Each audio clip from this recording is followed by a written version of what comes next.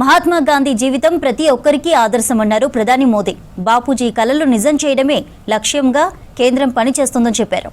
అసోంలో బ్రహ్మపుత్ర నది వరకు నియంత్రణకు ప్రణాళిక సిద్ధం చేస్తున్నట్లు చెప్పారు కేంద్ర మంత్రి అమిత్ షా. అరబ్ దేశాలతో ఆర్థిక వాణిజ్య బంధం బలోపేతానికి భారత్ సిద్ధమన్నారు బీజేపీ నేతలు.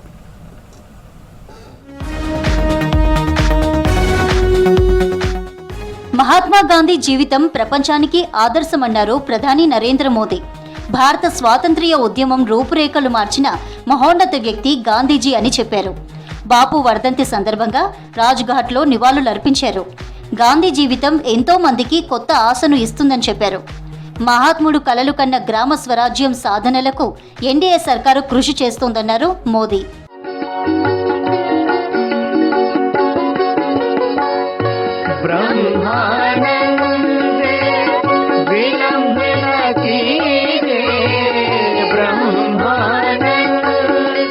డబుల్ ఇంజన్ పాలనలో అసోం వేగంగా అభివృద్ధి చెందుతోందన్నారు కేంద్ర మంత్రి అమిత్ షా.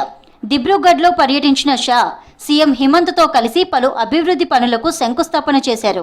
బ్రహ్మపుత్ర నది వరదను కంట్రోల్ చేయడానికి మాస్టర్ ప్లాన్ సిద్ధం చేసినట్లు చెప్పారు.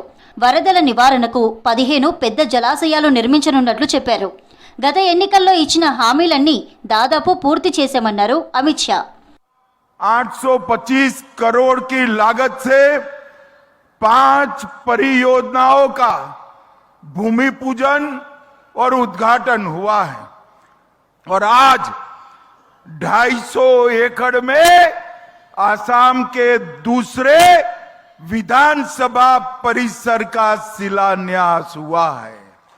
डिब्रूगढ़ वालों, आज पूरे भारत में मेरे डिब्रूगढ़ के वासी राजधानी आसाम के वासी माने जाएंगे। आप लोगों को बहुत बहुत बधाई।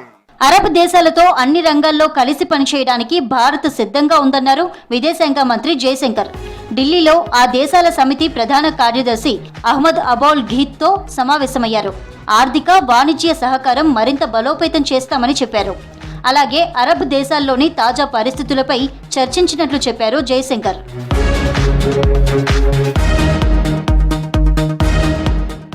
దేశంలో బంగ్లా అక్రమ చొరబాట్లకు టీఎంసీ సర్కారే కారణమన్నారు బీజేపీ నేతలు.